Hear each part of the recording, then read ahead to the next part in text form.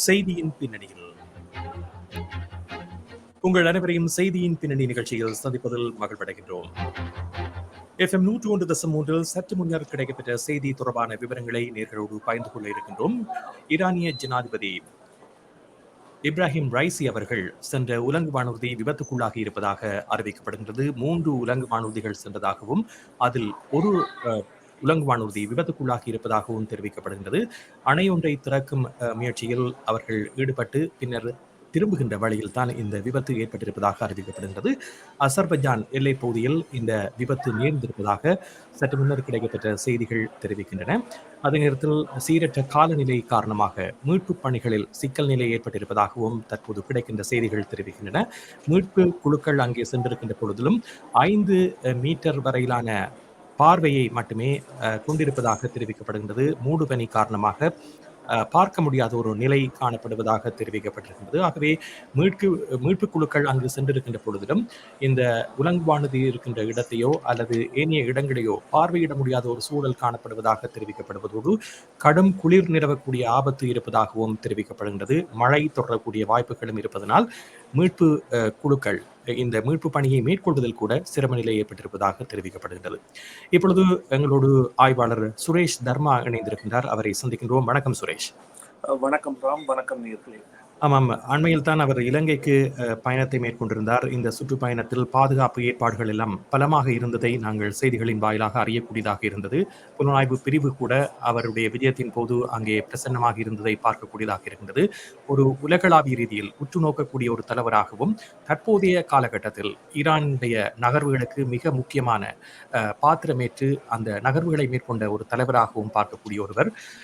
இது ஒரு இயற்கை அனர்த்தமாக இருக்குமா அல்லது இது சதி வேலையாக இருக்குமா என்ற கோணங்களில் பல்வேறு விசாரணைகள் நடத்தப்பட வேண்டிய தேவை இருக்கின்றது. காரணம், இது இப்பொழுது சீரற்ற காலநிலையை மையப்படுத்தி இருந்தாலும் கூட ஈரான் ஜனாதிபதியினுடைய முக்கியத்துவம் எவ்வளவு இருக்கின்றது என்று உலகம் பார்த்து கொண்டிருக்கின்ற சூழலில் இந்த விபத்துக்கான காரணமாக நீங்கள் இதை ஒரு இயற்கை விபத்தாக பார்க்கின்றீர்களா அல்லது இதில் சதி வேலைகள் இடம்பெற்றிருக்கக்கூடிய வாய்ப்புகளும் இருப்பதாக பார்க்கின்றீர்களா?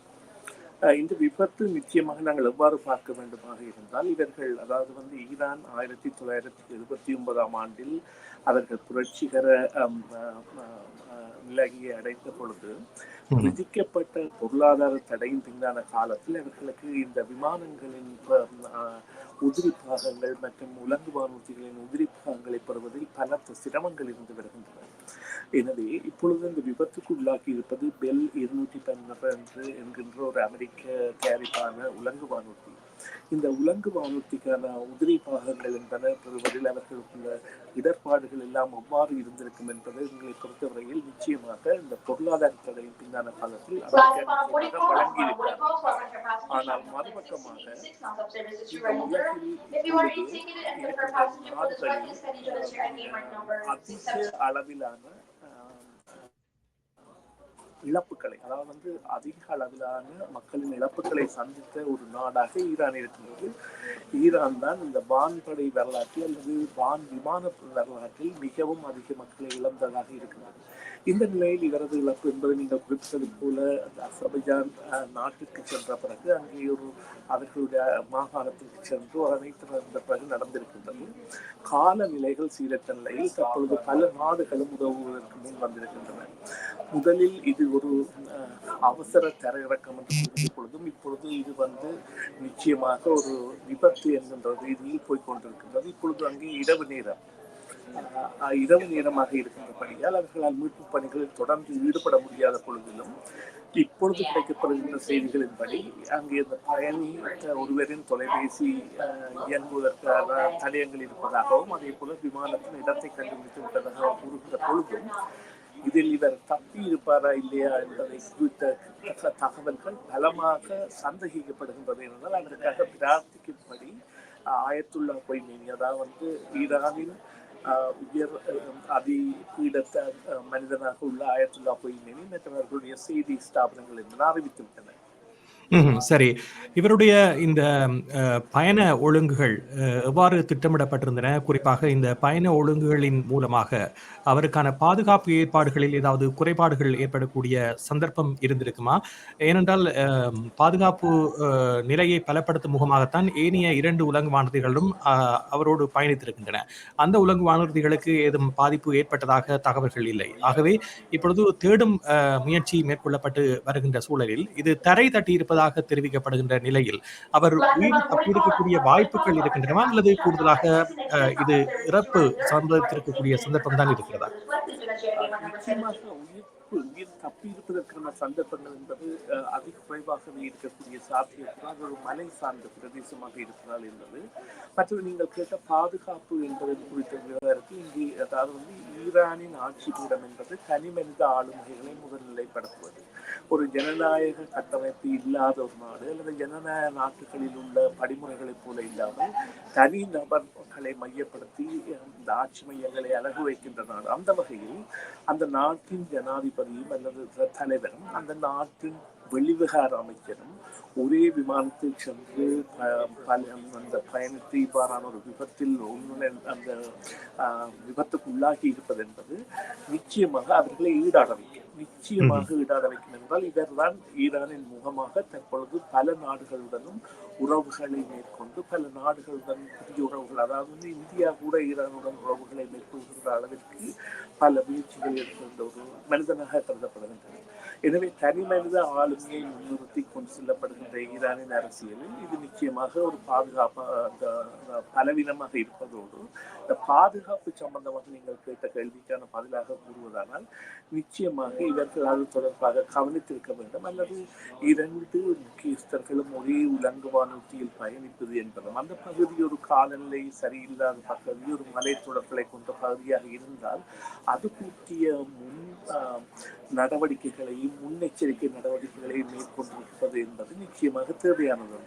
அங்கே ஒரு அசட்டை இனம் அல்லது கவலை இனமான விடயமாக இது கையாளப்பட்டிருக்கின்றதா என்ற கேள்வி நிச்சயமாக யாருக்கும் எழுதும் என்றால் அவ்வாறான நிலை தற்பதான். இதற்கு காரணம் என்றால் அவர்களது நாட்டிலேயே, அவர்களது பயண திட்டங்களிலேயே, அவர்களது உலக வானத்திலேயே இந்த விமான விபத்து நடைபெற்றிருக்கின்றது. ஆனால் நான் முன்னர் குறிப்பிட்டபடி உலகிலேயே அதிக அளவிலான மக்களை பலிகொண்ட விமான விபத்து மூலம் பலிகொண்ட நாடாக ஈரான் இருப்பதற்கான காரணம் 1979ஆம் ஆண்டிலிருந்து அவர்களுக்கு இந்த விமானங்களுக்கான உதிரி பாகங்களை பெறுவதற்கு தடைகளும், இந்த உதிரி பாகங்களுக்காக தாங்கள் உள்ளூர் தயாரிப்புகளின் மூலம் பெறப்படுகின்ற உதிரி பாகங்களை கூட பாதிக்க வேண்டிய கட்டாயங்களும் இருப்பதுதான் காரணம். இப்பொழுது நீங்கள் குறிப்பிட்டு பார்த்தீர்கள், ஆனால் இந்த பெல் 212 என்பது அமெரிக்க தயாரிப்பு. எனவே அமெரிக்க தயாரிப்பு விமானத்திற்கு 79ஆம் ஆண்டு பிறகான உதிரி பாகங்கள் இல்லாத ஒரு நிலை என்பது அவர்களுக்கு பெரிய சிக்கலை ஏற்படுத்தி, அதை விட இந்த உலங்கு வானூர்தி என்பது 15 பேர் பயணிக்கக்கூடியது.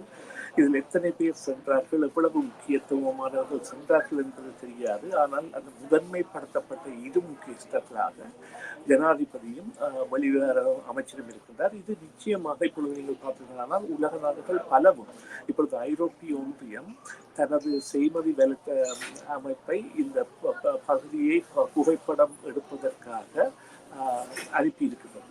இவ்வாறாக அந்த செய்மதி தொலைப்படங்கள் எடுப்பதற்காக திறந்திருக்கின்றது. தங்களுடைய தலையமைப்பை அவர்களுக்கு கொடுக்கின்றது ஈரானுக்கு.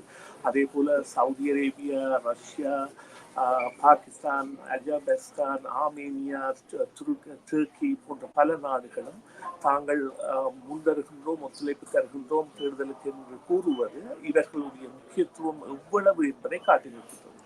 ஆமாம், உலக ஒழுங்கில் இப்பொழுது ஈரானுடைய பெயர் அடிக்கடி இடம்பெறுகின்ற ஒரு பெயராக இருக்கின்ற சூழலில் இன்று காணாமல் போயிருக்கின்ற இப்ராஹிம் ரைசி அவர்கள் உலக நாடுகளை ஒருங்கிணைக்கின்ற பணியில் அண்மைய நாட்களில் ஈடுபட்டதையும் பார்க்கக்கூடியதாக இருக்கின்றது. பாகிஸ்தானுடனான முருகல் நிலையிலும் கூட இப்பொழுது அவர் நேரடியாக இலங்கை விஜயத்துக்கு முன்பாக பாகிஸ்தானுக்கு சென்று பல்வேறு பேச்சுவார்த்தைகளில் ஈடுபட்டிருந்தார். அதே போன்று இலங்கைக்கு சென்றால் இதே நேரத்தில் உலக நாடுகள் பலவற்றோடும் அவர் உறவினை வளர்த்துக் கொள்ளும் முயற்சிகளிலும் ஈடுபட்ட ஒருவராக பார்க்கப்படுகின்ற சூழலில் இவ்வாறு அவர் காணாமல் போயிருக்கின்ற இந்த விடயமானது உலக நாடுகளுக்கு மத்தியில் இருக்கின்ற இந்த முருகல் நிலையில் மேலும் விரிசலை ஏற்படுத்தக்கூடிய வாய்ப்பை ஏற்படுத்துமா? இவருடைய வெற்றிடம் என்பது எவ்வாறு இந்த உலக ஒழுங்கில் மாற்றங்களை கொண்டு வரப்போகின்றது? நிச்சயமாக இது 3 நாடுகளுக்கு பலத்த பேரிழப்பு.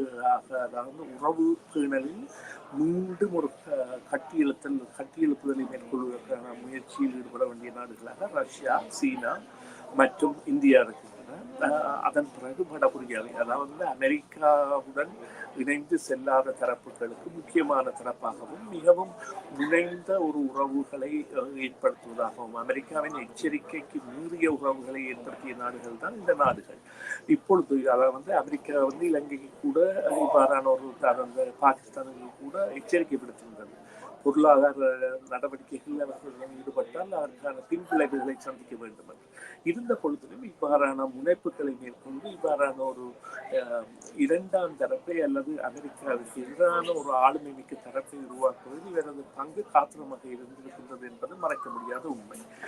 எனவே அந்த இடத்தை நிரப்புவதற்கு யார் வரப்போகின்றார் என்கின்ற நிலை ஒரு கேள்வியாக இருக்கின்றபடியால் அது நிச்சயமாக இந்த தரப்புகளுக்கு பாதிப்பு. இப்பொழுது மோடி கூட தனது ட்விட்டரில் இந்த அதாவது ஒரு அதிர்ச்சி தருகின்ற இந்த நேரத்தில் தாங்கள் ஈரானிய மக்களுடன் இணைந்திருக்கின்றோம், ஈரானிய மக்களுக்கு தேவையான உதவிகளை அல்லது ஈரானிய அரசுக்கு தேவையான உதவிகளை வழங்குவதில் தாங்கள் தயாராக இருக்கின்றோம் என்று குறிப்பிடுகின்ற அளவிற்கு நிலைமை சென்றிருக்கின்றது. ரஷ்யா கூட நேரடியாக முன் வந்திருக்கின்றது. நான் குறிப்பிட்ட பல நாடுகள் கூட வந்திருக்கின்றன.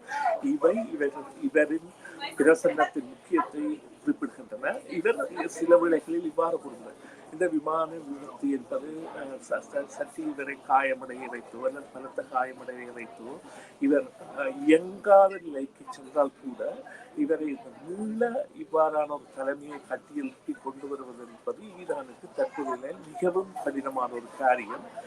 எனவே இது ஒரு பாதிப்பாகத்தான் நாங்கள் பார்க்கணும். அமெரிக்கா கூட இப்பொழுது சொல்லி இருக்கிறது, தாங்களுக்கு இந்த விமான விபத்து பற்றி அறிந்திருக்கின்றோம், ஆனால் எந்தவித தகவலும் இல்லை, மேலதிக தகவல்களை கூற மறுத்துவிட்டது அல்லது கொமெண்ட் அதுக்கு நீங்க கருத்து குரலை கூற மறுத்துவிட்டது.